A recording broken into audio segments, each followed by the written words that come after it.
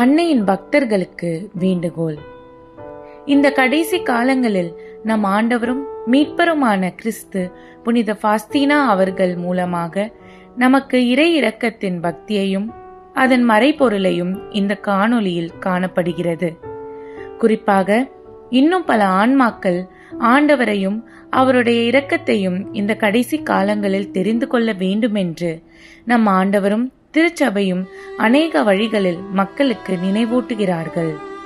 நாங்கள் உங்களை வேண்டிக் கொள்வது இந்த இறை இரக்கத்தின் மறைபொருளையும் அதன் பக்தியையும் உங்கள் குடும்பத்திற்கும் நண்பர்களுக்கும் இன்னும் பல புறவின மக்களுக்கும் பகிர்ந்து ஆண்டவர் தரும் விலையேறப்பெற்ற மீட்பையும் ஆசிர்வாதங்களையும் நீங்களும் உங்கள் குடும்பத்தாரும் பெற்றுக்கொள்ள உங்களை வேண்டுகிறோம்.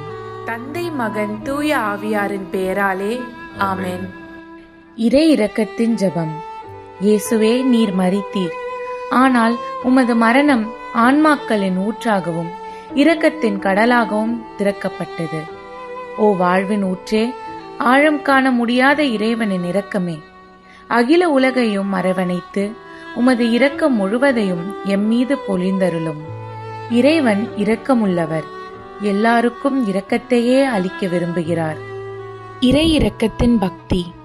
மனுக்குலம் மீது தாம் கொண்டுள்ள இரக்கத்தை இறைவன் தொடக்கம் முதல் பல்வேறு வகைகளில் வெளிப்படுத்தி வந்துள்ளார். பழைய ஏற்பாடு வரலாற்று நிகழ்ச்சிகள் வழியாகவும் புதிய ஏற்பாட்டில் ஆண்டவராகிய இயேசு கிறிஸ்துவின் வழியாகவும் இறைவன் தமது இரக்கத்தை வெளிப்படுத்துகிறார். ஆண்டவரை அன்பு செய்கிறவர்களுக்கு அவரது இரக்கம் தலைமுறை தலைமுறையாய் உள்ளதென்று அன்னை மரியாள் தனது புகழ்ச்சி கீதத்தில் கூறுகிறார். சமீப காலங்களில் ஆண்டவராகிய இயேசு பல அடியார்களுக்கு தமது ஆழம் காண இயலாத இரக்கத்தை வெளிப்படுத்தியுள்ளார்.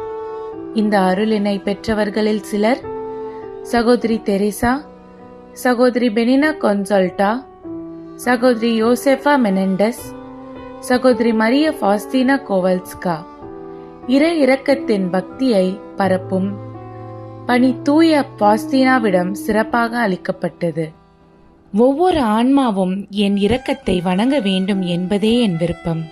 நாட்குறிப்பு 1572. இறைவனின் மிக சிறந்த நன்மைத்தனம் அவரது இரக்கமே என்று அறிவியுங்கள். அவரது எல்லா வேலைப்பாடுகளிலும் இரக்கமே மணிமுடியாக உள்ளது.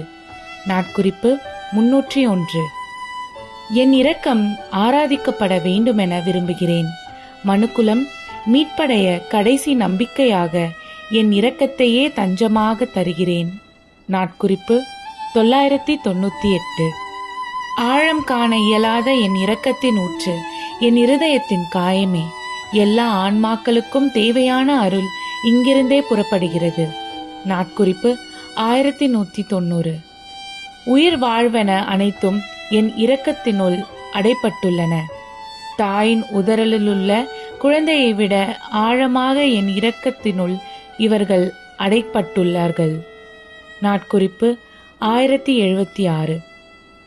எல்லா துயரமும் என் இரக்கத்தின் ஆழத்தில் புதைக்கப்பட்டுள்ளன. அனைவரையும் காத்து தூய்மைப்படுத்த தேவையான அருள் இந்த ஊற்றிலிருந்தே பெருக்கெடுக்கிறது. நாட்குறிப்பு 1777.